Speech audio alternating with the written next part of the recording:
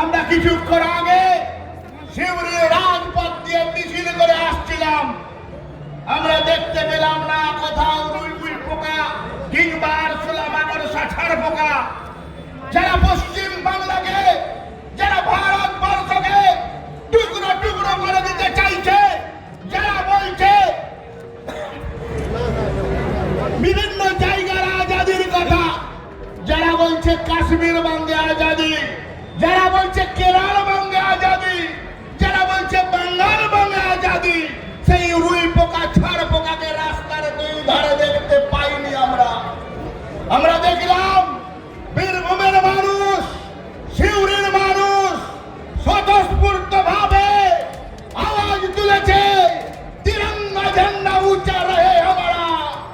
आवाज तुझे हे माँ भारती, हम दिन चल रहे ना रहे, तेरा वैभव अमर रहे।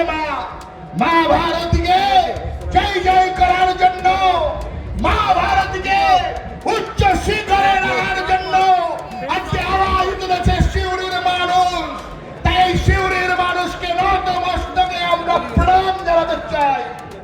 আমরা বলতে চাই, যারা ভারতবর্ষকে টুকরো করতে চাইছে, যারা ভারতবর্ষকে বিচ্ছিন্ন তৈরি করতে চাইছে, মনে রাখো বিচ্ছিন্নতাবাদী শক্তি ভারতবর্ষের বুকে, ভারতবর্ষের মুশিয়া আমাদের পথ প্রদর্শক নরেন্দ্র মোদী ওখানে আছেন, আর তার যোগ্য শিষ্য বাংলার লাল, বাংলার বাঘ আমাদের মুখ্যমন্ত্রী শুভেন্দু অধিকারী পশ্চিম বাংলায় আছে।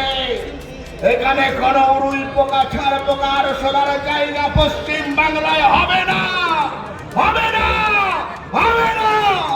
পশ্চিম বাংলা, এই বাংলা ভারতবর্ষের বুকে জাতীয়তাবাদের নিবেশ ঘটিয়েছে, বন্দে মাতরম সঙ্গীত দিয়েছে, জাতীয় সঙ্গীত দিয়েছে। এই বাংলায় জাতীয়তাবাদের জয় জয়কার হবে, ভারত রাষ্ট্রের গুণগান হবে।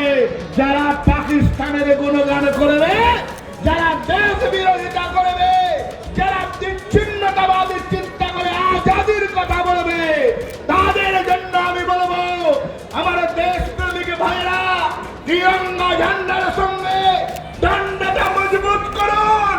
এই ভারতবর্ষকে, বাংলাকে বিচ্ছিন্ন হতে দেওয়া যাবে না। এই বাংলা কত শহীদের রক্তে রাঙানো আমাদের সোনার বাংলা, এই বাংলাকে রক্ষা করতে হবে।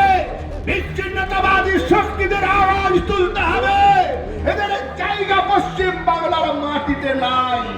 চোর জোচ্চোর চিটিংবাজ বাটপার যারা বাংলার যুবকের ভবিষ্যৎ নিয়ে ছিনিমিনি খেলেছে, তাদেরও জায়গা নেই এই পশ্চিম বাংলায়।